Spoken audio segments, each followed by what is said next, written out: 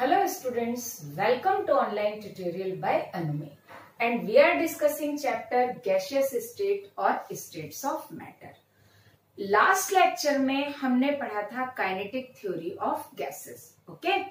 और kinetic theory of gases का से हमने ये जाना कि जो गैस के पार्टिकल्स होते हैं या जो मॉलिक्यूल्स होते हैं उनकी जो एनर्जी होती है वो कंप्लीटली काइनेटिक होती है, ओके? और एक पोस्टुलेट और हमने पढ़ा कि जो गैस के पार्टिकल्स होते हैं वो ऑलवेज रैंडम मोशन में होते हैं, है ना? और इसी बेस पर हमने काइनेटिक गैस इक्वेशन को डेराइव किया और गैस पार्टिकल्स की एवरेज काइनेटिक एनर्जी भी निकाली, क्लियर? और उससे रिलेटेड हमने न्यूमेरिकल्स भी किए. अब जब हम बात करते हैं रैंडम मोशन की, मींस गैस के पार्टिकल्स हमेशा मोशन में होंगे, तो जो गैस के पार्टिकल्स मोशन में होंगे तो उनकी कुछ ना कुछ स्पीड तो होगी ही, है ना? तो आज के लेक्चर में जो पार्टिकल्स हैं उनकी स्पीड को हम जनरली मॉलिक्यूलर स्पीड बोलते हैं. तो वो जो स्पीड हम अलग अलग टर्म में डिफाइन करते हैं हम वो पढ़ेंगे. So topic of today's lecture is types of molecular speed, okay? So molecular speed is basically defined as three part और as a three types. First, root mean square speed. Second, average speed. And third, most probable speed. Okay? In speed का जो है हम formula देखेंगे. इनका derivation हमारे syllabus में नहीं है. रूट मीन स्क्वायर स्पीड का डेरिवेशन बहुत सिंपल है. काइनेटिक गैस इक्वेशन से हम निकाल सकते हैं, इसलिए ये डेरिवेशन मैं बता दूंगी. बाकी इन दोनों का डेरिवेशन जो हम निकालते हैं वो Maxwell distribution curve of speed से निकालते हैं और वो हमारे सिलेबस में नहीं है तो हम उसको डिस्कस नहीं करेंगे, ओके? तो हम स्टार्ट करते हैं. सबसे पहला कौन सा? Root mean square speed. इसको हम बोलते हैं आरएमएस. शॉर्ट फॉर्म है रूट मीन स्क्वायर का आरएमएस और इसको रिप्रेजेंट करते हैं यूआरएमएस से, राइट? अब अगर हम इसको डिफाइन करें तो इसका जो नाम है वो ही इसको डिफाइन कर रहा है. मींस हमको क्या करना है? स्क्वायर स्पीड का मीन लेना है और उसका क्या लेना है? रूट. तो देखो कैसे करेंगे. हमने सबसे पहले स्पीड का स्क्वायर किया, फिर उसका मीन लिया और फिर उसका क्या लिया? रूट लिया, ओके? तो ये हो गया रूट मीन स्क्वायर स्पीड, जिसको हम बोलते हैं यूआरएमएस. अच्छा, अब गैस के जो पार्टिकल्स हैं उसके लिए हम कैसे देखें? तो देखो हमको पता है ये हो गई मीन स्क्वायर स्पीड. और मीन स्क्वायर स्पीड क्या होती है? जो भी पार्टिकल है उसकी square speed 1 plus second particle की square speed plus third particle की स्क्वायर स्पीड प्लस जितने भी पार्टिकल हैं, suppose nth number of particle है, उसकी स्क्वायर स्पीड और उसका हम क्या निकाल ले? एवरेज. तो ये मीन आ गया, है ना? और अब अगर हम उसको आरएमएस निकालना है तो हम क्या करेंगे? इस साइड भी रूट निकाल देंगे और इस साइड भी रूट लगा देंगे. तो ये क्या हो गया? Root mean square speed. However इसको हम न्यूमेरिकल में यूज नहीं करेंगे, न्यूमेरिकल में हम इसी को यूज करेंगे. अब हम इसका देख लेते हैं फॉर्मूला एंड डेरिवेशन. देखो काइनेटिक गैस इक्वेशन क्या था हमारा? अगर हम देखें तो PV is equal to 1/3 mn u bar square. याद आया कुछ? जिधर m क्या हो गया? मास ऑफ, मैं दोबारा से लिख देती हूं, it is mass of gas particle, right? Gas particle का मास या एक gas, mass of one gas particle. n क्या हो गया? नंबर ऑफ पार्टिकल हो गया, राइट? और ये क्या हो गया? मीन स्क्वायर स्पीड हो गया, है ना? ये क्या हो गया? Mean square speed. अब हम इसको रीअरेंज करके लिखें जरा. तो can we write mean square speed equals to 3pv upon m into n लिख सकते हैं, है ना? सिंस आइडियल गैस इक्वेशन क्या कहता है? pv is equal to nr. ये कहता है। तो हम पीवी की जगह क्या लिख सकते हैं, एनआरटी लिख सकते हैं। देखो ये भी पीवी है और ये भी पीवी है ना, कर सकते हैं, करें। तो यहां पर क्या हो जाएगा, देखिए जरा, इट इज, अभी मैंने रूट नहीं निकाला, अभी मैं मीन स्क्वायर स्पीड की बात कर रही हूं। तो that is equals to 3nRT upon m into n, right. अब देखो, इफ n इक्वल्स टू 1 मतलब 1 मोल है ना, n इक्वल्स टू 1 का मतलब क्या हो गया, हम क्या ले रहे हैं, 1 मोल ले रहे हैं। अगर हम 1 मोल ले रहे हैं देन क्या हो जाएगा, n equals to Avogadro number, है ना। 1 मोल के लिए number of particle Avogadro number के बराबर होता है, क्लियर।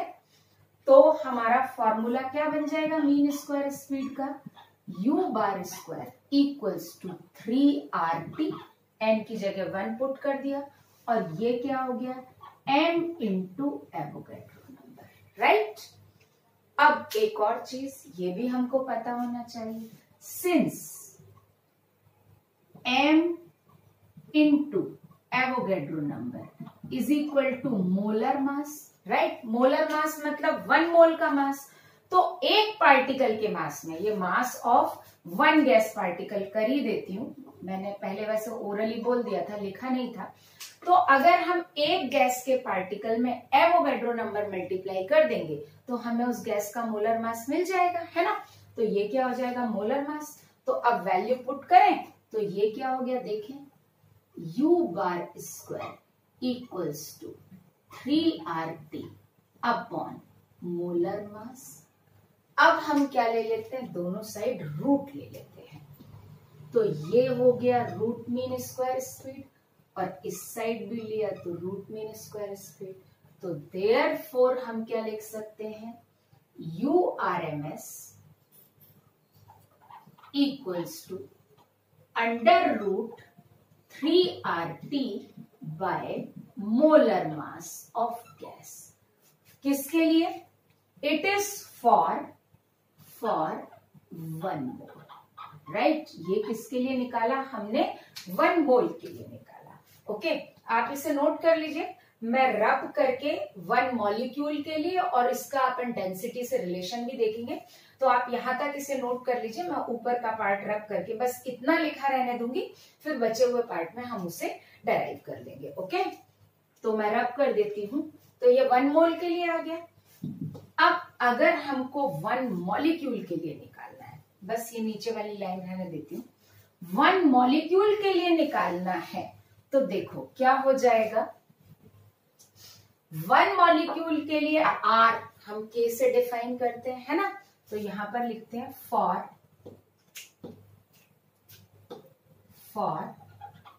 1 मॉलिक्यूल। अगर एक मॉलिक्यूल की RMS चाहिए हमको, तो वो क्या हो जाएगा, यहां पर हम मोलर मास की जगह क्या लिखेंगे, मास ऑफ 1 मॉलिक्यूल मतलब m लिखेंगे, और R की जगह हम क्या लिखेंगे, m इज इक्वल टू क्या हो गया, मास ऑफ 1 मॉलिक्यूल या 1 पार्टिकल बोल दूं, है ना, एटम भी हो सकता है। एंड R मतलब R की जगह हम क्या लिखेंगे, K लिखेंगे, तो K इज इक्वल टू क्या हो जाएगा, R बाई Na। ये हम KTG में डेराइव कर चुके हैं, है ना। तो यहां पर क्या हो जाएगा, URMS equals to under root 3KT by m। Clear, ये किसके लिए हो गया, 1 मॉलिक्यूल के लिए हो गया, राइट। और ये किसके लिए हो गया, लिख देती हूं, फॉर 1 मॉलिक्यूल, ऊपर भी लिखा है लेकिन यहां पे भी लिखती हूं। और ये किसके लिए हो गया, 1 मोल के लिए हो गया, ओके। अब 1 मोल वाले से जरा हम डेंसिटी का भी रिलेशन देख लेते हैं। तो मैं इसको रब कर देती हूं, तो हम डेंसिटी का भी रिलेशन देख लेंगे। देखो 1 मोल की बात कर रहे हैं, है ना। सो फॉर 1 मोल, अगेन मैं 1 मोल पर आ गई। अगर हम आइडियल गैस इक्वेशन लिखे तो क्या लिखेंगे, PV is equal to RT, यही लिखेंगे। तो हम आरटी की जगह पीवी लिख सकते हैं। तो हमारा जो यूआरएमएस है, यूआरएमएस को हम क्या लिख सकते हैं, √3 PV bye molar mass, right. आप चेक करिए, मैंने रफ कर दिया, यहाँ पे आरटी लिखा था ना, 3 RT बाय मोलर मास था, तो मैंने आरटी की जगह क्या कर दिया, पीवी कर दिया। अब सिंस डेंसिटी, मोलर डेंसिटी की बात करें अपन, molar density of gas is equal to क्या होता है, density is equal to mass by volume होता है। तो molar mass of gas upon volume. तो यहां पर देखो कहीं पर आ रहा है मोलर मास और वॉल्यूम का रिलेशन, डेफिनेटली आ रहा है। तो यहां हम क्या लिख सकते हैं, therefore we can write URMS is equal to √3, V वही रहेगा और मैं यहां पर क्या लिख दूंगी, मोलर मास, तो इट इज सॉरी V नहीं, P वही रहेगा, 3P upon density of gas. Clear. तो यहां पर मैंने मोलर मास अपॉन वॉल्यूम की जगह क्या लिख दिया, डेंसिटी लिख दिया। तो ये 1 मोल के लिए है ना। तो आरटी से रिलेशन आ गया और डेंसिटी से आ गया। अब न्यूमेरिकल करते हुए हमको ध्यान क्या रखना है, जो बहुत इंपॉर्टेंट ट्रिक है, जो बहुत अच्छे से याद रखनी है। देखो, जब भी हम इन फॉर्मूले में वैल्यू रखें तो सारी जो वैल्यूज होनी है वो एक सिस्टम पर होनी चाहिए। जैसे या तो सब सीजीएस में हो या सब एसआई हो, तो इसलिए बेटर है कि हम एसआई सिस्टम लेके चलते हैं, लेकिन मैं सीजीएस में भी बता दूंगी। तो जब भी आप न्यूमेरिकल करें तो ये याद रखें, सबसे पहले अपन बात करते हैं इन एसआई सिस्टम, ये सारी मॉलिक्यूलर स्पीड पर होगा। मैं स्टार्टिंग में बता दे रही हूँ, एवरेज स्पीड और मोस्ट प्रोबेबल स्पीड पर भी हम इसे अप्लाई करेंगे। तो एसआई सिस्टम में जो हम यू स्पीड जो लेंगे, चाहे यूआरएमएस हो, चाहे एवरेज हो या एमपीएस हो, कोई भी हो, इसकी यूनिट होनी चाहिए मीटर पर सेकेंड। ठीक है। आर अगर हम ले रहे हैं तो आर की यूनिट जूल पर केल्विन पर मोल में होनी चाहिए, और वो हम कितनी लेते हैं, 8.314, राइट, जिसको हम 25/3 रख के सॉल्व करते हैं। अगर हम के ले रहे हैं तो के इज इक्वल टू, मैं 1.38 इंटू 10⁻⁻23 वाला तो नहीं बताऊंगी, है ना। उससे बेटर है कि हम R/Na रख लें, है ना। तो यहां पर हम क्या कर लेंगे, R/Na रख लेंगे, और R हमको किस में चाहिए, जूल पर केल्विन पर मोल में चाहिए। मींस R की वैल्यू आप 8.314 रखें। आया समझ में। उसके बाद ये R हो गया, K हो गया। टेम्परेचर हमको किस में चाहिए, डेफिनेटली एब्सोल्यूट टेम्परेचर है, एब्सोल्यूट स्केल पे चाहिए, मतलब केल्विन में चाहिए। ओके, अब बात आती है मास की। तो मास एंड मोलर मास आप जो भी रखें वो किस में रखें, केजी में रखें। क्लियर। तो ये आप याद रख लें कि स्पीड आप मीटर पर सेकेंड और आर की वैल्यू आप जूल पर केल्विन पर मोल में एसआई सिस्टम में रखें, के की जगह R/Na यूज करें, और मास किस में रखें, केजी में रखें। क्लियर। और अगर आप सीजीएस सिस्टम में बात कर रहे हैं, ये सारी स्पीड के लिए एप्लीकेबल होगा न्यूमेरिकल करते समय। सीजीएस में अगर आप रख रहे हैं तो आप स्पीड रख सकते हैं यहाँ पर सेंटीमीटर पर सेकेंड में। ठीक है। आर की वैल्यू आप किस में रखेंगे, अर्ग पर केल्विन पर मोल रखेंगे, राइट।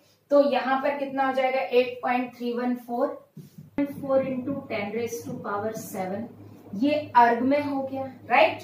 अब बारी आती है, टेम्परेचर तो केल्विन में ही रहेगा, है ना। और के अगर हमको लिखना है तो के की जगह हम R/Na ही रखेंगे, और R की वैल्यू हम अर्ग में रखेंगे। क्लियर। अब बात आती है किसकी, मास की। तो यहां हम मास या फिर मोलर मास जो भी है वो किस में रख सकते हैं, ग्राम में रख सकते हैं। क्लियर। तो ये हमको याद रखना है कि हम एक ही सिस्टम में सारी वैल्यू रखें। ओके। वन थिंग मोर, अगर इस फॉर्मूले को हम यूज कर रहे हैं और हम एसआई सिस्टम में आ रहे हैं, मैं लिखना भूल गई, तो यहां अगर हम प्रेशर लिख रहे हैं तो प्रेशर पास्कल में होना चाहिए या न्यूटन पर मीटर स्क्वायर में होना चाहिए। ओके, और इस केस में अगर हम प्रेशर लिख रहे हैं, मैं प्रेशर तो लिखना ही भूल गई है ना, तो यहाँ पर मैं लिख देती हूँ। यहाँ पर अगर आप प्रेशर लिखेंगे तो वो किस में लिखेंगे, डाइन पर सेंटीमीटर स्क्वायर में। ओके, तो ये हमको बहुत इंपॉर्टेंटली ध्यान रखना है। न्यूमेरिकल तो बहुत सिंपल होते हैं, जनरली जो गड़बड़ियां होती हैं वो इसी में होती है कि हम यूनिट कन्वर्जन प्रॉपर नहीं करते। ओके, तो ये हो गई आरएमएस स्पीड। अब हम देखते हैं एवरेज स्पीड। ओके, तो आप इसे नोट कर लीजिए। Now we will look at our second speed, that is average speed. Average speed बहुत सिंपल है और इसको हम डिफाइन कैसे कर सकते हैं कि कंटेनर में जितने भी गैस पार्टिकल्स हैं उन सब की एवरेज स्पीड। ओके, तो डेफिनेशन बहुत सिंपल है, डेफिनेशन जनरली आती नहीं है और अगर आएगी भी तो आप बहुत आसानी से लिख सकते हो। तो एवरेज स्पीड क्या है, मैं डिक्टेट कर देती हूँ, आप लिख लीजिए क्योंकि ज्यादा ऐसी कोई डेफिनेशन नहीं है। It is average speed of all particles और molecules which are present in the container. Okay, clear. तो एवरेज स्पीड क्या होती है, इसको हम डिनोट करते हैं UAVG। इन शॉर्ट एवरेज को ऐसे ही लिखते हैं, and that is equal to under root of 8RT by pi into molar mass of gas. ये हमने किसके लिए लिखा, फॉर 1 मोल ऑफ गैस के लिए, राइट, क्लियर। तो उसके लिए, और अगर हम 1 मॉलिक्यूल के लिए करेंगे तो क्या हो जाएगा, तो 1 मॉलिक्यूल के लिए क्या हो जाएगा, U average equals to under root 8RT, R की जगह, सॉरी RT नहीं KT, R की जगह K लिख देंगे, pi into M। It is not molar mass, it is mass of 1 particle of the gas, so it is for 1 molecule या 1 particle अपन बोल सकते हैं। क्लियर। कंडीशन यहां पे भी वही है जो मैंने अभी आपको पहले बताया था कि अगर स्पीड हम SI सिस्टम में लेंगे, मींस मीटर पर सेकंड में लेंगे, तो मास हमको केजी में लेना पड़ेगा, ये दोनों। R की वैल्यू यहाँ पर हमको जूल में लेनी पड़ेगी और K की वैल्यू भी जूल में लेनी पड़ेगी, R/M से। ओके, और अगर हम CGS सिस्टम में चलते हैं तो ये सेंटीमीटर पर सेकंड में आ जाएगा, तो मास ग्राम में आ जाएगा और R की वैल्यू अर्ग में आ जाएगी और K की वैल्यू R/N में आ जाएगा, और टेम्परेचर तो हमको केल्विन स्केल पर लेना ही लेना है। ओके, अब हम आते हैं third speed. Third speed that is most probable speed. Okay, most probable speed का क्या मतलब होता है, देखो अगर अपन प्रोबेबल वर्ड का मतलब निकालें, मींस ज्यादा प्रोबेबिलिटी किसकी है, राइट। तो अब हम इसको ऐसे समझते हैं कि जैसे एक रोड है और रोड पर बहुत सारे व्हीकल जा रहे हैं, तो मैं आपसे एक क्वेश्चन पूछती हूँ कि उस रोड पर अगर हम ये बोलें कि 0 से, 0 तो नहीं मतलब बहुत कम स्पीड से up to 15 kilometre per hour की स्पीड से चलने वाले कितने व्हीकल होंगे, राइट। या हम ये बोलें कि अबव 75 किलोमीटर पर आवर की स्पीड से चलने वाले कितने आवर होंगे। एक सिटी का रोड है, मतलब सिटी का ट्रैफिक है, राइट। लेकिन अगर हम उस सिटी रोड में देखें तो मैक्सिमम व्हीकल हमको जो मिलेंगे उनकी स्पीड होगी 30 to 40 किलोमीटर पर आवर की स्पीड में।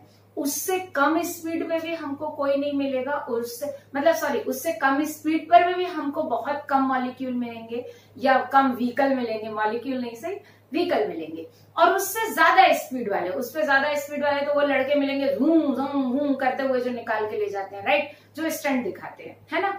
तो उससे हाई स्पीड वाले भी बहुत कम व्हीकल होंगे और उससे कम स्पीड वाले भी बहुत कम व्हीकल होंगे। तो इस केस में जो 30 से 40 किलोमीटर पर आवर की रेंज है, ये क्या हो गई, मोस्ट प्रोबेबल स्पीड हो गई। क्यों, क्योंकि इस स्पीड पर सबसे ज्यादा व्हीकल रोड पर प्रेजेंट है। ओके, अब इसी को हम एग्जांपल से समझ लेते हैं कि एक कंटेनर के अंदर गैस मॉलिक्यूल्स हैं, सबकी स्पीड इक्वल नहीं है, राइट।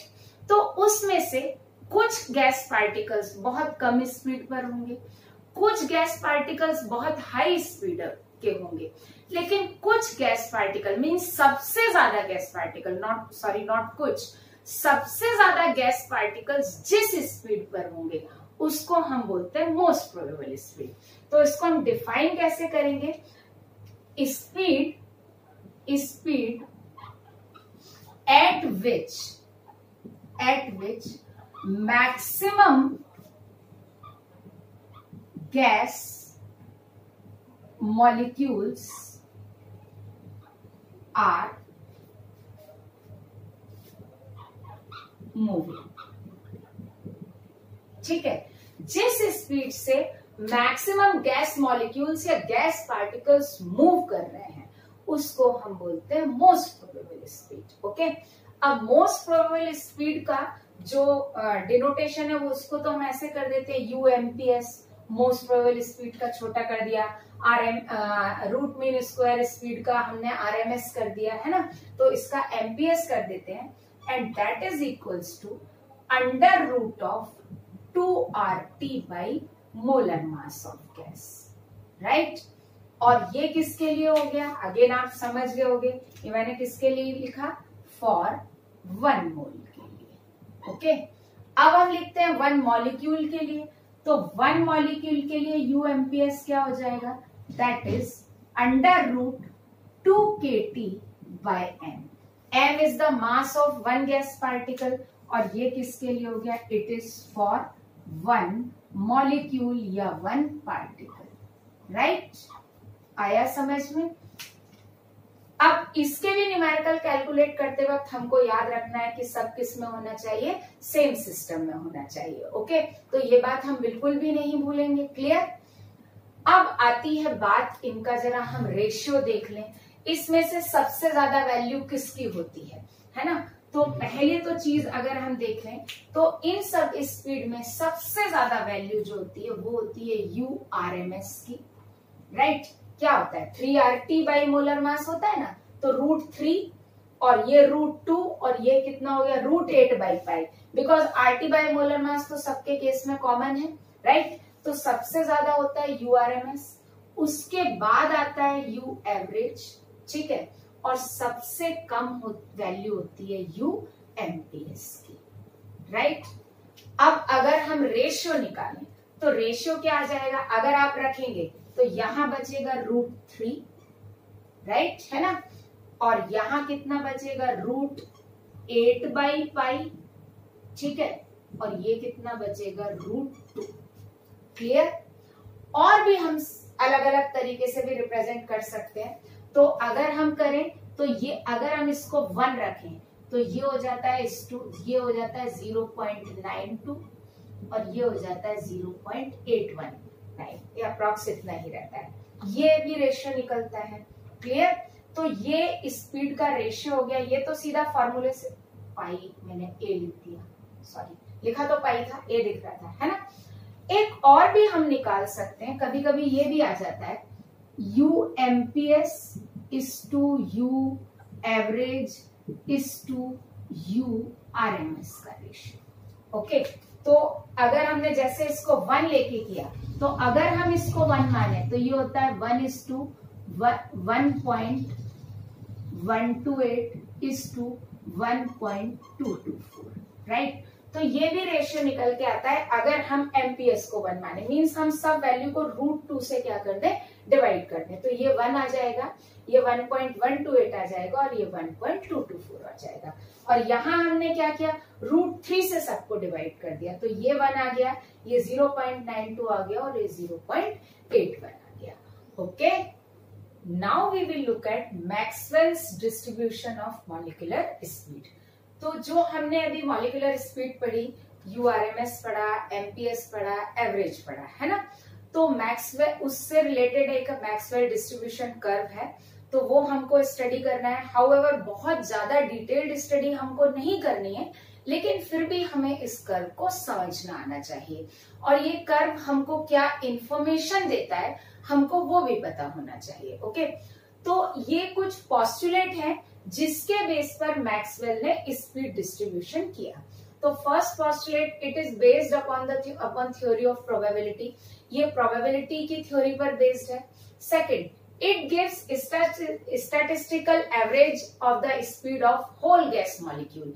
मींस कंटेनर में जितने गैस मॉलिक्यूल हैं कलेक्टेड हैं उनकी स्पीड का एक स्टैटिस्टिकल डेटा देता है, उनके एक एवरेज स्टैटिस्टिकल डेटा देता है उनकी स्पीड का। ओके, फिर स्पीड ऑफ गैसियस मॉलिक्यूल्स में वेरी फ्रॉम 0 to infinity।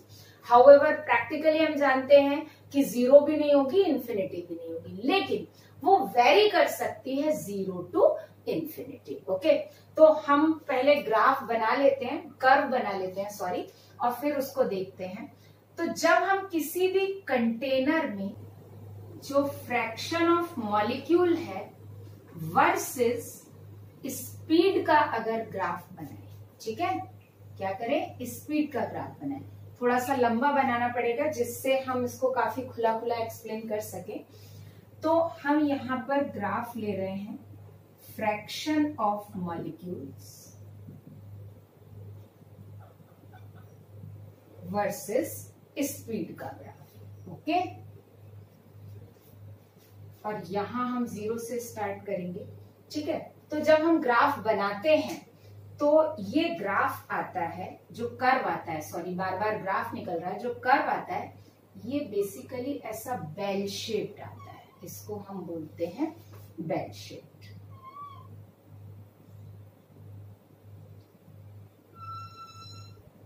ऐसा आता है, राइट।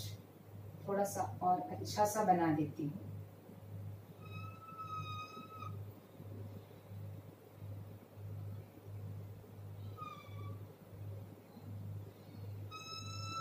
ये इस तरीके का आता है, राइट, है ना। अब अगर हम देखें, देखो ये क्या है, ये वो पीक है, ये पीक क्या रिप्रेजेंट कर रही है, थोड़ा सा नीचे स्ट्रेट लाइन में आ जाए, है ना। इस ग्राफ की ये पीक क्या बता रही है, इस पीक पर जो फ्रैक्शन है, फ्रैक्शन ऑफ मॉलिक्यूल कैसा है, मैक्सिमम है, राइट, है ना। उसके नीचे हम कहीं भी किसी भी पॉइंट पर देखो, यहां लगाएंगे तो फ्रैक्शन कम होता चला जाएगा ना, यहां से लगाएंगे या यहां से लगाएंगे, मैं भी रब कर दूंगी, किसी भी पॉइंट से लगाएं, यहां से लगाएं, यहां से लगाएं, तो फ्रैक्शन कम होता चला जाएगा। इस पीक पर ही हमको सबसे ज्यादा फ्रैक्शन मिलेगा। अब आप डेफिनेशन याद करिए, इसमें से कौन सी डेफिनेशन जो हमने स्पीड्स की पढ़ी थी, कौन सी डेफिनेशन बताती है कि the speed at which maximum fraction of molecule is present. Okay, उस स्पीड को हम बोलते हैं यूएमपीएस। तो जिस पर हमको ये पीक मिलेगी ये हो गया इसका यूएमपीएस, राइट, क्लियर। अब बाकी दो स्पीड का यूएमपीएस से क्या रिलेशन है हम पढ़ चुके हैं। यूएमपीएस सबसे छोटा होता है ना, उससे बड़ा होता है यू एवरेज, और सबसे ज्यादा वैल्यू होती है यू आरएमएस की, है ना। तो हम एक रैंडम बिल्कुल वो लगा रहे हैं, सपोज दैट ये क्या हो गया, ये हो गया यू एवरेज, ओके, और यहां पे कहीं पर हमने लगा लिया यू आरएमएस, क्लियर। ये हमने जो फॉर्मूला लिखे थे, और एक तो हमने केटीजी से डराइव कर लिया था आरएमएस का, बाकी का तो एक्चुअली डेरिवेशन है नहीं, तो हमने किया नहीं, तो सिंपल हमने फॉर्मूला बेस से रैंडम पॉइंट लगा लिया कि अगर ये यूएमपीएस से, तो उससे थोड़ा ज्यादा वैल्यू यू मतलब थोड़ी ज्यादा, एक एग्जैक्ट वैल्यू ही हमको पता है, रेशियो भी पता है, उससे ज्यादा यू एवरेज होगा और सबसे ज्यादा क्या होगा, यू आरएमएस होगा, क्लियर। इसके अलावा अच्छा, ये ग्राफ हमने एक पर्टिकुलर टेम्परेचर T1 पे बनाया है, ठीक है। अब जो मैं बोल रही थी, इसके अलावा मैं ग्राफ में दो पॉइंट और बना रही हूं। एक स्पीड में ये ले रही हूं, ये है सपोज यूएल, ठीक है। यूएल का मतलब यहां पर L stands for low, means UL एक स्पीड है and which is lesser than UMPS, means एक स्पीड मैंने जनरली एक ऐसी पॉइंट कर लिया और ये क्या रिप्रेजेंट कर रहा है, UL is much laser than UMPS, UMPS के कंपैरिजन में काफी कम है। और इसी तरह से यहां पर मैं एक स्पीड पॉइंट आउट कर रही हूं, ये स्पीड हो गई UH, ठीक है। H स्टैंड्स फॉर हायर, ये रिप्रेजेंट कर रही है speed higher than URMS, means ये वो स्पीड है जो URMS से काफी ज्यादा है। क्लियर? अब जो हमको देखना है, देखो अगर मैं इस UL तक की स्पीड का एरिया शेडेड करूं तो ये क्या रिप्रेजेंट कर रहा है, ये रिप्रेजेंट कर रहा है फ्रैक्शन ऑफ मॉलिक्यूल, ये शेडेड एरिया क्या रिप्रेजेंट कर रहा है, fraction of molecules having speed less than और equal to that speed which is lesser than UMPS। Okay, आप चाहे तो इसको दोबारा लिख ले, मैं यहां लिख नहीं रही हूं क्योंकि जगह कम है और डिक्टेट कर रही हूं। ये एरिया क्या बता रहा है, fraction of molecules possess speed less then, इससे कम, और इक्वल टू दैट स्पीड आप लिख लेना ब्रैकेट में UL which is lesser than UMPS, जो कि UMPS से भी कम है। तो ये एक एरिया हो गया, ठीक है। और लेट इस एरिया को हम नाम दे देते हैं, जो ये जो फ्रैक्शन ऑफ मॉलिक्यूल का जो एरिया है इसको हम नाम दे देते हैं L, कैपिटल L से लिख देती हूँ, ठीक है। मींस जो भी फ्रैक्शन ऑफ मॉलिक्यूल, जितने भी फ्रैक्शन ऑफ मॉलिक्यूल जिनकी स्पीड UL के बराबर या उससे कम होगी, उस फ्रैक्शन को हमने नाम दे दिया L। So L is the name of that fraction. Clear? अब इसी तरह से हम इसको भी जरा हाईलाइट कर लेते हैं, ये भी शेडेड एरिया कर देती हूं। ओके, और ये क्या रिप्रेजेंट कर रहा है, यहां पे भी मैं इसको ना रेड से लिख देती हूँ तो आपको दिख जाएगा अलग से, और इसको भी मैं नाम दे दूंगी। ये क्या बता रहा है, that area represents fraction of molecules possess speed greater than or equal to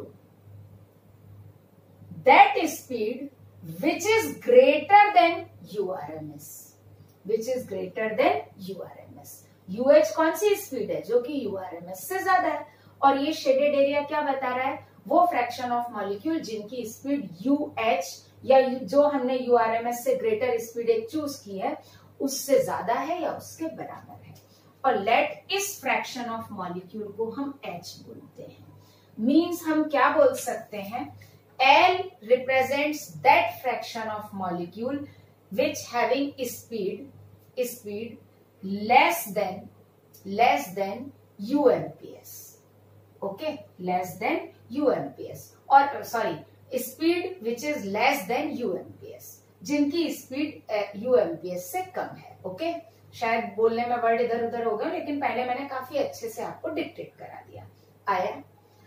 ये हमने ग्राफ बनाया एक टेम्परेचर T1 पर। अब एक और चीज हम सबको पता है, हमने मॉलिक्यूलर स्पीड के फॉर्मूले डेराइव किए हैं, तो जितनी भी मॉलिक्यूलर स्पीड है they all are directly proportional to under root temperature of the gas, right? देखो URMS क्या था, √3 by molar mass, U average क्या था 8 by pi into molar mass, UMPS क्या था 2 by मोलर मास। तो जो भी मॉलिक्यूलर स्पीड है वो रूट ऑफ टेम्परेचर के डायरेक्टली प्रोपोर्शनल, और यही लिख देती हूँ आगे काम आएगा, and inversely proportional to molar mass of the gas, right? है ना, उसके क्या होता है इनवर्सली प्रोपोर्शनल।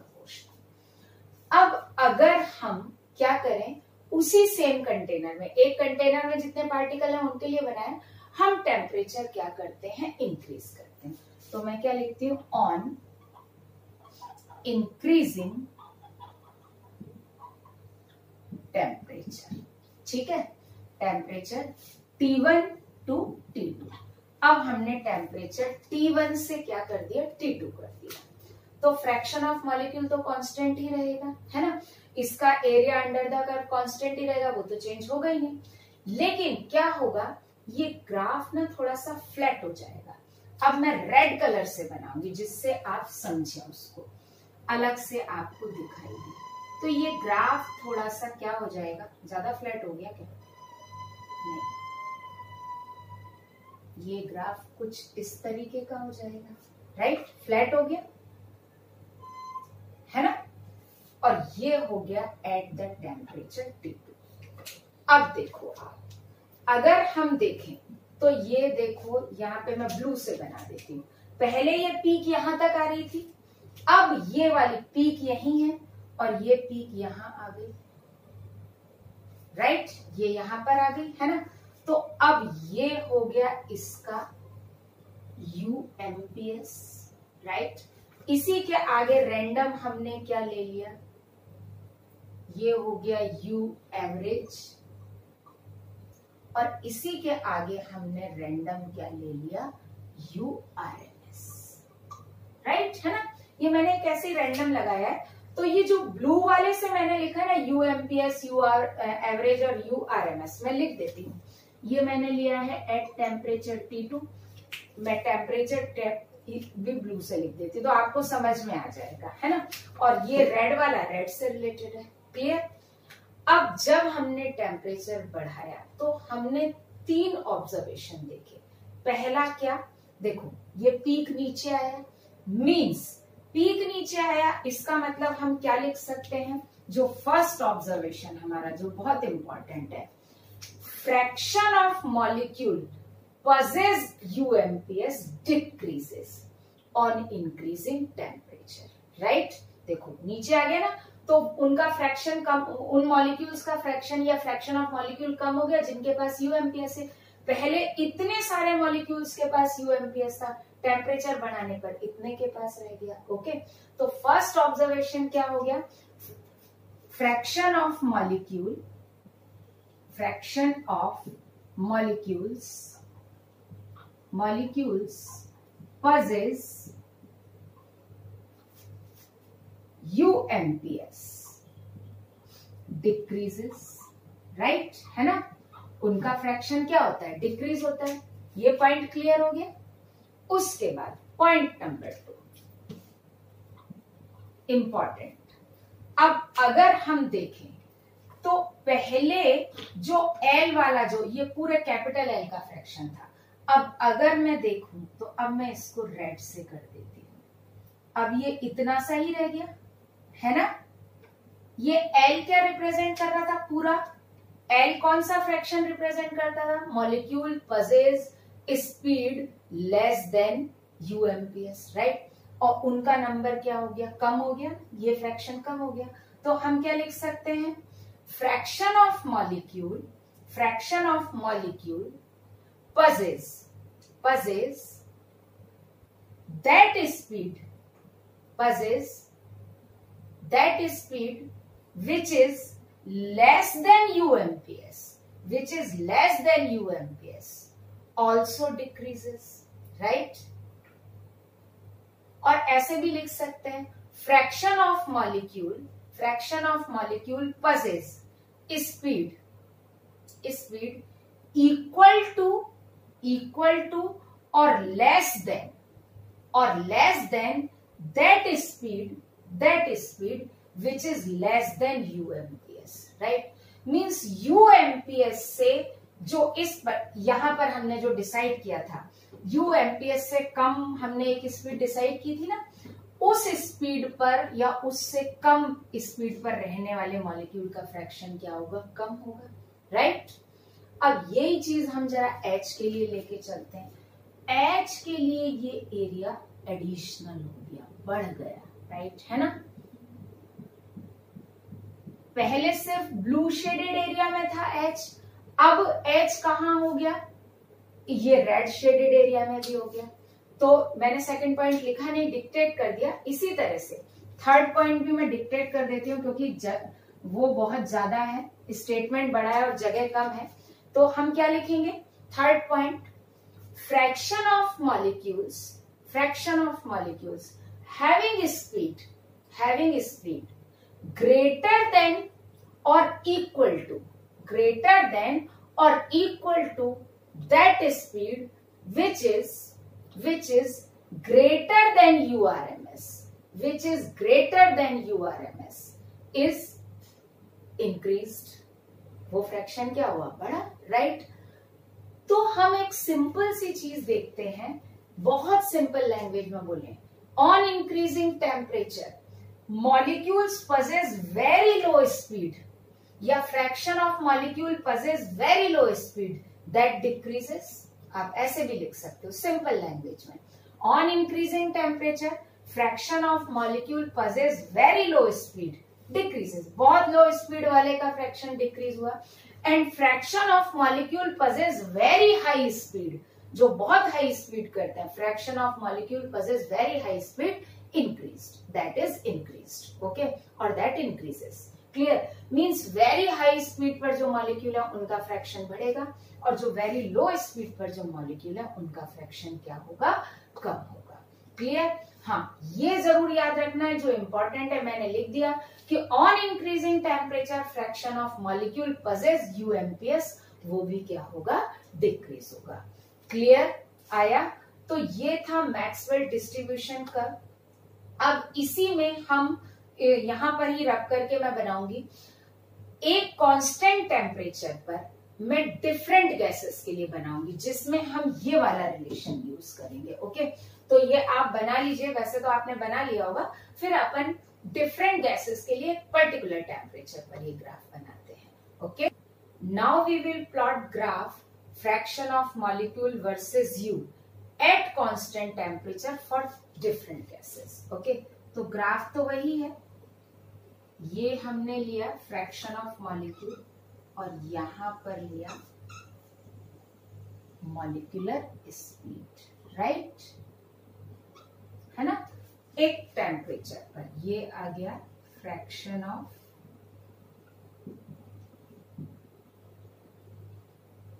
मॉलिक्यूल, और ये हम 0 से स्टार्ट करेंगे, और मैं थ्री डिफरेंट गैसेस के लिए बना देती हूँ. तो एक गैस का सपोज दैट कर्व ऐसा आया,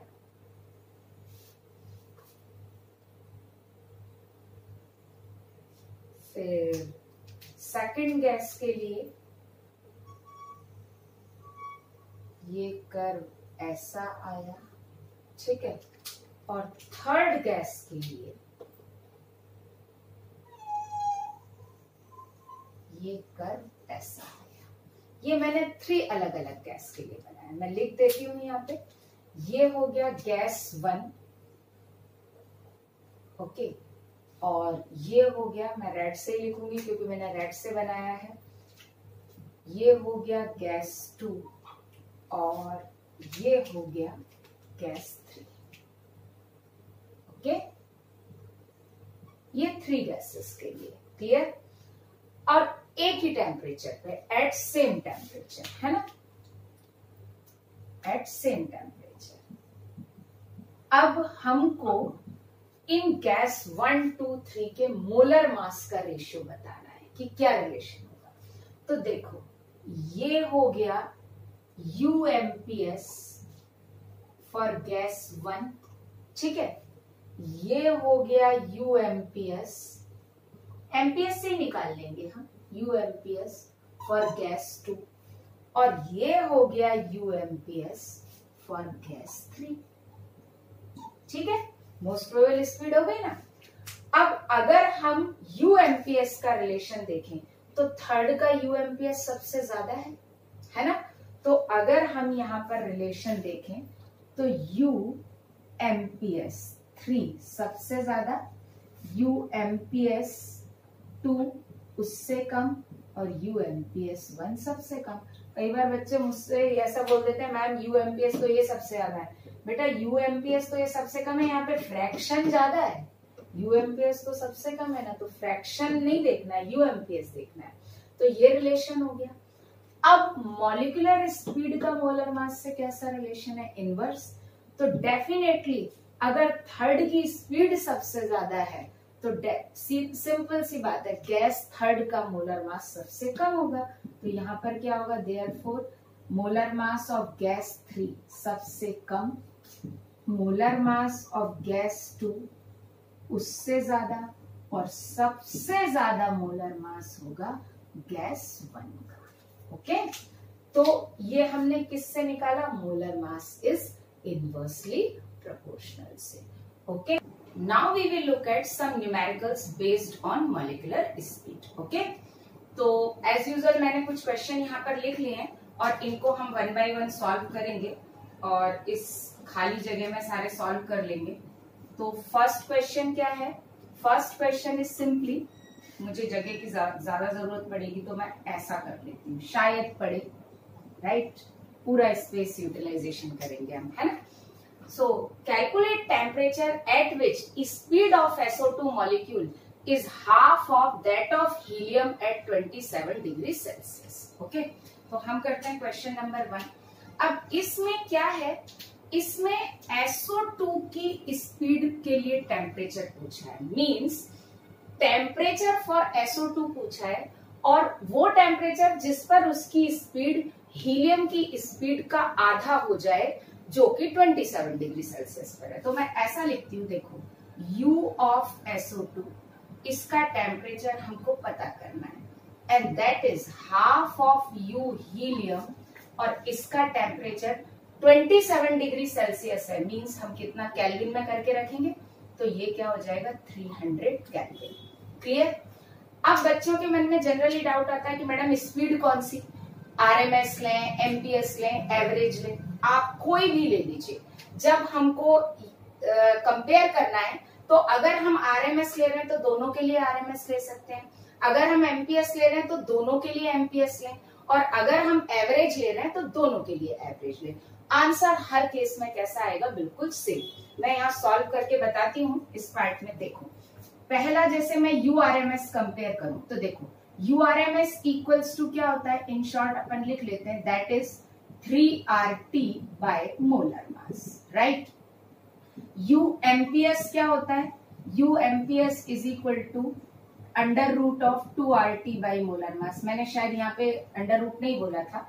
और थर्ड जो है हमारा U एवरेज, ये होता है under root 8RT by pi into molar mass, है ना।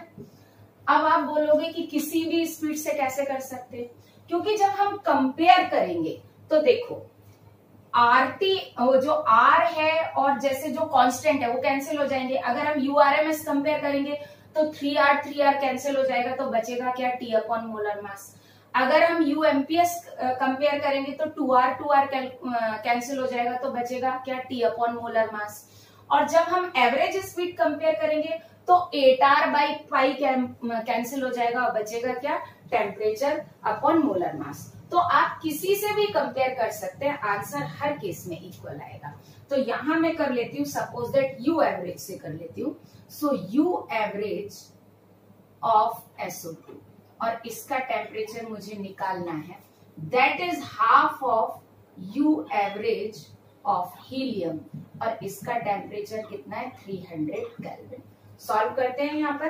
तो देखो यहाँ पर जब हम इसको इक्वेट करेंगे तो क्या आ जाएगा, U एवरेज की जगह हम क्या लिखेंगे, अंडर रूट 8RT, ये तो निकालना है, अपॉन पाई। SO2 का मोलर मास कितना, 64, लेकिन हमको ग्राम में नहीं रखना, हम केजी में रखेंगे। तो 64 इंटू 10⁻³ इक्वल्स टू, ये टर्म हमने किसके लिए लिख दिया, SO2 के लिए लिख दिया, राइट। किसके लिए, SO2 के लिए। अब that is half 1/2 of average ही लेंगे 8R, इसका टेम्परेचर कितना है, 300 अपॉन पाई इंटू हीलियम का मोलर मास केजी में 4 इंटू 10⁻⁻3। अब एक चीज और भी है कि जब हम कंपेयर कर रहे हैं, बिल्कुल आप नोट कर लीजिए, when we are comparing speed, तो मास आप इधर ग्राम में रखें, केजी में रखें, कोई फर्क नहीं पड़ता। क्यों, क्योंकि यूनिट कैंसिल हो जाएगी। तो जब हम कंपेयर कर रहे हैं तो सारी यूनिट का SI सिस्टम में होना जरूरी नहीं है। यहाँ आप R लीटर ATM में भी रख सकते हो क्योंकि कैंसिल तो होना ही है। आप R अर्ग में भी रख सकते हो क्योंकि R कैंसिल होना है। R आप जूल में भी रख सकते हो, कैंसिल होना है। ठीक है, तो जब हम कंपेयर कर रहे हैं तब जैसा मैंने आपको बताया था कि एक पर्टिकुलर फॉर्मूले में R की वैल्यू, मोलर मास, ये सब SI सिस्टम में होना चाहिए या एक ही सिस्टम में होना चाहिए। लेकिन कंपैरिजन के टाइम पर हमको क्या याद रखना है, ये R और ये R सेम सिस्टम में होना चाहिए। R और मोलर मास सेम सिस्टम में हो ऐसा जरूरी नहीं है। ये दोनों मोलर मास सेम सिस्टम में होने चाहिए। हाँ, यहाँ पर R और मोलर मास सेम सिस्टम में हो ऐसा जरूरी नहीं है। तो व्हेन वी आर कंपेयरिंग तो क्या होना चाहिए, मोलर मास सेम सिस्टम में, R सेम सिस्टम में। लेकिन R और मोलर मास सेम सिस्टम में हो या नहीं हो उससे हमारे आंसर पे फर्क नहीं पड़ेगा। ओके, अब सॉल्व करें तो देखो यहां पर 8R कैंसिल, पाई कैंसिल, और अब हम रूट खोल लेते हैं तो यहां पर क्या होगा, देखो T ऑफ SO2 ऐसे लिख देती हूँ अपॉन, अच्छा एक चीज और 10⁻³ से 10⁻³ भी कैंसिल कर दिया तो ये कितना हो जाएगा 64 इक्वल्स टू, ये हो जाएगा 1/4, मैं रूट खोलूंगी तो ये 1/2 है, 1/4 हो जाएगा, इनटू क्या हो जाएगा 300/4, राइट। और जब हम इसको सॉल्व करेंगे तो टेम्परेचर ऑफ SO2 आ जाएगा हमारा 1200 केल्विन। क्लियर? तो बहुत सिंपल क्वेश्चन है, आ गया समझ में। अब हम करते हैं नेक्स्ट क्वेश्चन। तो मैं यहीं रख करके नेक्स्ट क्वेश्चन कर देती हूँ, मैं रख करते जाती हूँ, नेक्स्ट क्वेश्चन रीड कर लेती हूँ।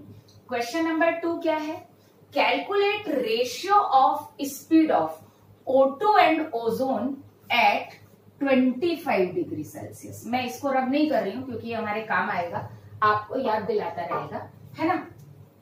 अब हमको क्या करना है, O2 एंड ओजोन की स्पीड का रेशियो निकालना है। क्वेश्चन आता है कौन सी स्पीड, किसी भी स्पीड का निकाल लो। अगर RMS का निकाल रहे हो तो दोनों की RMS ले लो, अगर एवरेज का निकाल रहे हो तो दोनों का एवरेज ले लो, MPS निकाल रहे हो तो दोनों का MPS ले लो।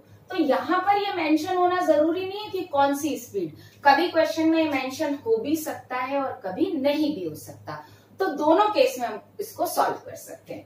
तो यहाँ इस बार मैं UMPS से रेशियो निकालती हूँ, तो UMPS of O2 upon UMPS of ozone.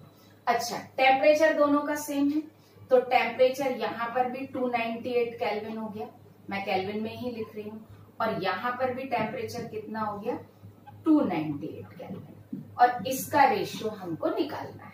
चलो वैल्यू पुट करते हैं, तो ये क्या हो जाएगा, UMPS अगर हम रखें तो that is √2R temperature 298 upon molar mass O2 का कितना 32 अपॉन √2R टेम्परेचर कितना 298 अपॉन ओजोन का मोलर मास कितना 48, राइट। तो ये रेशियो, सपोज दैट x हम निकाल लेते हैं, मैं रेशियो ही लिख देती हूँ, that is equals to ratio, है ना। अब हम करें तो देखो क्या हो जाएगा, इससे ये कैंसिल, क्लियर। तो जो रेशियो आएगा मतलब U speed of O2 upon ozone का जो रेशियो आएगा दैट विल बी √3/2, क्योंकि ये नीचे आ जाएगा और ये ऊपर चला जाएगा, है ना। तो आप इसको सॉल्व करके देख लीजिए, दैट रेशियो इज √3/2। सिंपल है ना। जैसे मैंने MPS से किया, आप RMS से भी करते तो 3RT कैंसिल हो जाता, आप एवरेज से करते तो 8RT/पाई कैंसिल हो जाता। क्लियर। अब हम आते हैं क्वेश्चन नंबर 3 पर। ये भी बहुत सिंपल क्वेश्चन है। At what temperature average kinetic energy of CO2 will be same as that of O2 at 30 degree Celsius. Okay, तो यहां पर जरा हमको KTG या काइनेटिक गैस इक्वेशन के कंसेप्ट पर हमको जाना पड़ेगा। We know average kinetic energy for any gas is directly proportional to temperature of gas, right. मतलब ये अगर अपन 1 मोल या 1 मॉलिक्यूल के लिए निकालें, राइट, तो अगर हम 1 मोल के लिए निकाल रहे हैं या 1 मॉलिक्यूल के लिए निकाल रहे हैं, तो directly proportional to temperature only और डिपेंड्स ओनली ऑन टेम्परेचर। यहां पर अपन क्या लिख सकते हैं, depends only on temperature, mass पर डिपेंड नहीं करता है ना। तो यहां पर O2 और CO2 दोनों का टेम्परेचर सेम है, तो इनका एवरेज काइनेटिक एनर्जी भी कैसा होगा, सेम होगा। तो हम क्या लिख सकते हैं, since temperature is same for CO2 and O2, therefore average kinetic energy will be same, right? ये क्या होगा, सेम होगा। तो एवरेज काइनेटिक एनर्जी पर मोल और पर molecule for a particular gas depends only on temperature, right? किस पर डिपेंड करती है, only and only on temperature, पर मोल एंड पर मॉलिक्यूल। ओके, अब अगर हम मोल बढ़ाएंगे तो वो सैंपल की हो जाएगी, गैस की नहीं कहेगी कहा जाएगा, उसको फिर हम किसका बोलेंगे, सैंपल का बोलेंगे, राइट? तो ये स्टेटमेंट आप लिख लीजिए, एवरेज काइनेटिक एनर्जी पर मोल और पर molecule for any gas depends only on temperature, not on the mass और molar mass of gas particle. ठीक है, गैस पार्टिकल का मास या मोलर मास पर डिपेंड नहीं करता। ओके, अब हम आते हैं क्वेश्चन नंबर 4 पर। तो question number 4 is also very simple. The ratio of molecular speed of helium at 50 kelvin to that O2 at 800 kelvin. Actually find the ratio होगा, तो मैं इसको ऐसा करेक्ट कर देती हूं, मैं लिखना भूल गई। Find the ratio of molecular speed of helium at 50 kelvin to that of O2 at 800 kelvin. Okay, अब इस क्वेश्चन में भी एक बहुत जनरल सा वो आता है कि कौन सी मॉलिक्यूलर स्पीड का रेशियो, किसी का भी निकालो सेम आएगा, क्योंकि कांस्टेंट तो क्या हो जाएंगे, कैंसिल हो जाएंगे। तो यहां पर मैं सपोज दैट निकाल लेती हूँ URMS का रेशियो। तो हमको निकालना है URMS ऑफ हीलियम, टेम्परेचर कितना 50 केल्विन अपॉन URMS ऑफ क्या O2, राइट? और टेम्परेचर कितना 800 केल्विन, है ना? इसका रेशियो हमको फाइंड करना है। क्लियर? तो करें, बहुत आसान है। तो रेशियो इक्वल्स टू क्या हो जाएगा, यहां पर मैं निकाल लेती हूँ URMS of helium equals to, इसी के आगे मैं करके लिख देती हूँ। तो यहां पर मैं URMS में क्या लिखूंगी बताओ, 3R और टेम्परेचर की जगह 50 अपॉन मोलर मास 4 इंटू 10⁻⁻3। देखो मैं आपको बता रही हूँ, जब कंपैरिजन करना हो तो मोलर मास आप ग्राम में लिखो, किलोग्राम में लिखो, कोई फर्क नहीं पड़ता, है ना? और ये क्या हो जाएगा, √3R, टेम्परेचर कितना 800 अपॉन कितना हो गया 32। अब इसको सॉल्व करें तो देखो ये कैंसिल और ये कैंसिल और इससे ये 100, राइट, है ना? ये मैंने ऐसा कुछ कर दिया। और सॉरी, यहाँ पर मैं 10⁻³ लिखना भूल गई, तो मैं कैंसिल वाले रेड से कर देती हूँ। देखो ये 3R से 3R कैंसिल, ये 10⁻³ से 10⁻³ कैंसिल, उसके बाद मैंने उसको किया 4 से इसको किया 8 और 8 से इसको किया 100। तो फाइनली जो आ रहा है दैट इज इक्वल्स टू √, आपको सब समझ में आ रहा होगा, ये कितना आ गया 50/100। देखिए वही आ रहा है ना? तो रेशियो क्या आ गया हमारा, URMS of helium at 50 kelvin upon URMS O2 at कितना 800 kelvin is equal to √1/2। Simple, very simple, है ना? तो ये याद रखना है कि जब हम कंपेयर कर रहे हैं, रेशियो निकाल रहे हैं, दो गैसेस का कंपेयर कर रहे हैं, तो आप मोलर मास ग्राम में रखें, किलोग्राम में रखें, कोई फर्क नहीं पड़ता। ओके, अब हम आते हैं क्वेश्चन नंबर 5 पर। तो क्वेश्चन नंबर 5 क्या कहता है, at 400 kelvin URMS of a gas X, कोई गैस है X जिसका molar mass 40 gram per mole है, is equal to UMPS of gas Y at 600 kelvin. एक दूसरी गैस Y है जिसका टेम्परेचर 600 केल्विन है, उसका MPS है। देखो ये याद रखना है, गैस X का URMS है और गैस Y का क्या है, UMPS। Find molar mass of gas Y। तो हम कैसे करेंगे, देखो URMS ऑफ X और टेम्परेचर कितना 400 kelvin equals to UMPS of Y और टेम्परेचर कितना 600 केल्विन, ऐसे करके लिख देती हूँ, T इक्वल्स टू 600 केल्विन। और अब हमको इसका मोलर मास निकालना है, तो वैल्यू पुट करते हैं अपन।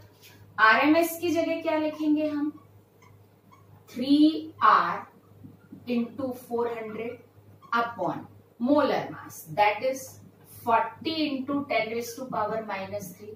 देखो हम कंपेयर कर रहे हैं तो ग्राम में लिखेंगे तो भी वही आएगा, लेकिन मैं आपकी प्रैक्टिस के लिए बार बार केजी में लिख रही हूं जिससे आपकी भी वही हैबिट बने। ओके, और दैट इज इक्वल्स टू, ये किसके लिए, एक्स के लिए था, UMPS क्या हो गया 2R, टेम्परेचर कितना हो गया 600 अपॉन, और इसका मोलर मास हमको पता करना है।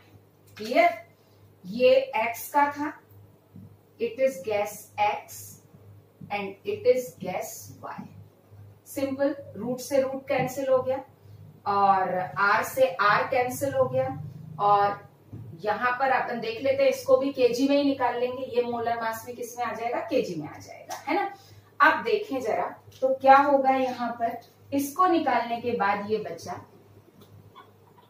3 इंटू 400 अपॉन 40 इंटू 10⁻⁻3 केजी में, और that is equals to 2 into 600 equals to molar mass of Y।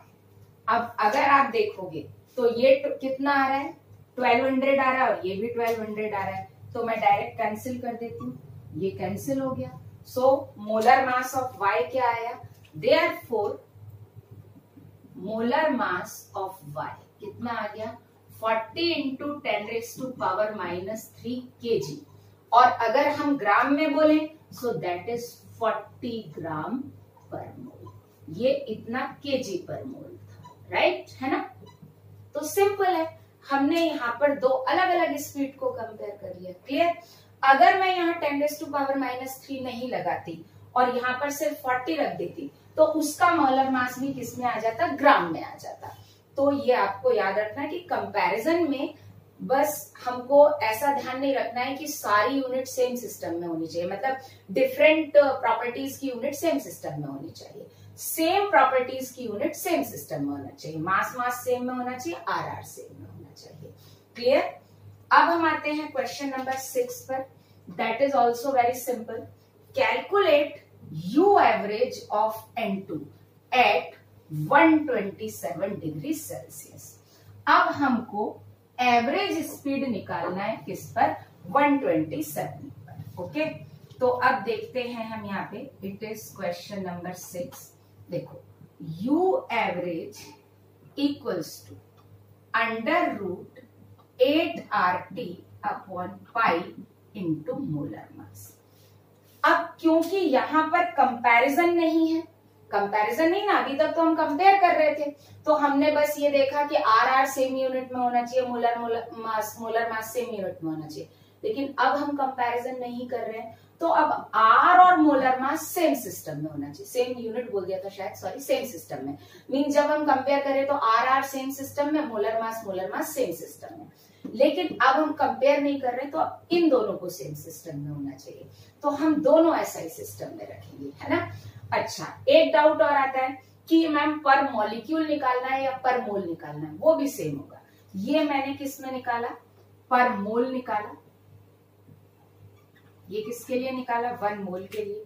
अब एक काम करते हैं, 1 मॉलिक्यूल के लिए भी लिख के देख लेते हैं, तो U एवरेज इक्वल्स टू क्या होगा, √8KT upon pi into molar mass, right, clear. अच्छा, K की जगह अपन क्या लिख सकते हैं, since K equals to R by Na, और यहाँ मोलर मास नहीं, सॉरी यहाँ पे गलती से मोलर मास लिख दिया, ये मास ऑफ वन पार्टिकल होगा, राइट, है ना।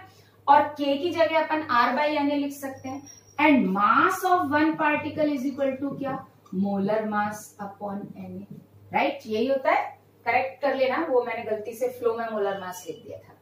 अब ये वैल्यू जरा हम दोनों पुट करें तो देखो, K की जगह R बाई Na रखेंगे और मास की जगह मोलर मास अपॉन Na रखेंगे, तो Na से Na कैंसिल हो जाएगा। मैं करके बता देती हूँ, फिर रब कर दूंगी।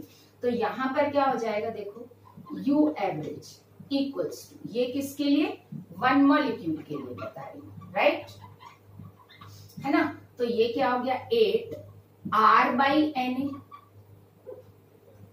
इंटू T अपॉन पाई, और इसकी जगह क्या लिखूं, मोलर मास बाई Na।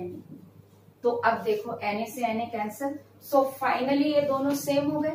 तो आप पर मॉलिक्यूल के लिए निकालें या पर मोल के लिए निकालें, आपका आंसर क्या आएगा, सेम आएगा। तो यहाँ पर ये कंफ्यूज होने की बिल्कुल जरूरत नहीं है कि हम पर मॉलिक्यूल निकालें या पर मोल निकालें।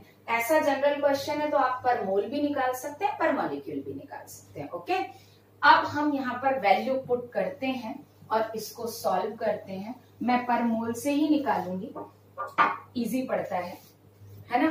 तो देखो, यहां पर U एवरेज N2 का निकालना है।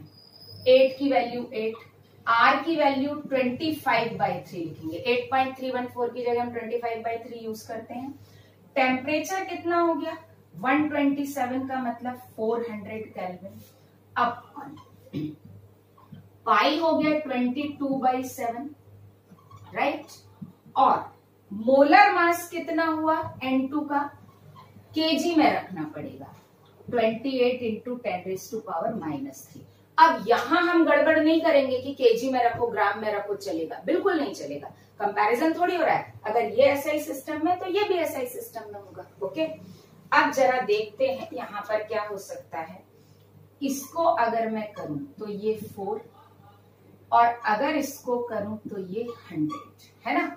तो थोड़ा सा सिंप्लीफाइड वे में यहां पर लिखते हैं हम, दैट इज अंडर रूट। देखो क्या हो जाएगा, 8 इंटू 25 इंटू, और ये मैं ऊपर ले आती हूं तो ये हो गया 10⁵ अपॉन 3 इंटू 22, राइट, यही आया। देख लीजिए आप, यहाँ पे 22 बचा, ये 3 आ गया, ऊपर चला गया, 10⁵ हो गया। अब इसमें से जो रूट में से बाहर आ रहा है मैं उससे बाहर निकाल लेती हूँ। तो यहां क्या हो जाएगा, U average of N2, that is, अब मैं उसमें से बाहर निकालूं तो देखो 5 बाहर आ गया, और 10⁵ में से अगर मैं निकालूं तो 10⁵2 बाहर रह गया, और ये बचा 80/66। या हम इसको 40/32 भी कर सकते हैं, बहुत सिंपल है। मैंने इसलिए इसको ऐसा किया, 40/33 कर लीजिए या 80/66 करिए, बड़ा अच्छा सा डिवीजन आएगा। आप डायरेक्ट करके देखिएगा, मैं आपको करके बताती हूँ। यहाँ पर इसका रूट आप आसानी से ले सकते हैं। एक्चुअली देखो ये कितना है, मैं 40/33 निकाल लेती हूँ, तो 33 1 जा 33, कितना बचा 7, डेसिमल लगाया 0, 2 टाइम्स 66, कितना बचा, सॉरी स्पेस नहीं बच रहा, थोड़ा सा ऊपर से करती हूँ, तो ये बचा 7, फिर 66 आया तो 4 बचा, 0 आया तो 1, बस इतना ही लिखेंगे 1.21। और 1.21 का रूट आप ले सकते हैं, 11 का रूट कितना होता है 121 होता है ना, तो इसका अगर आप रूट लेंगे तो दैट विल बी क्या हो जाएगा 500 इंटू 1.1। क्लियर, आ गया। तो U एवरेज कितना आ गया N2 का, U एवरेज N2 का आ गया किस टेम्परेचर पर, 127 डिग्री सेल्सियस पर, that is 550 metre per second. Clear, तो बहुत सिंपल क्वेश्चन है, और डेटा जब पाई में आ जाए या इसमें आ जाए तो थोड़ा क्लेवरली हमको कैलकुलेशन करना है ना।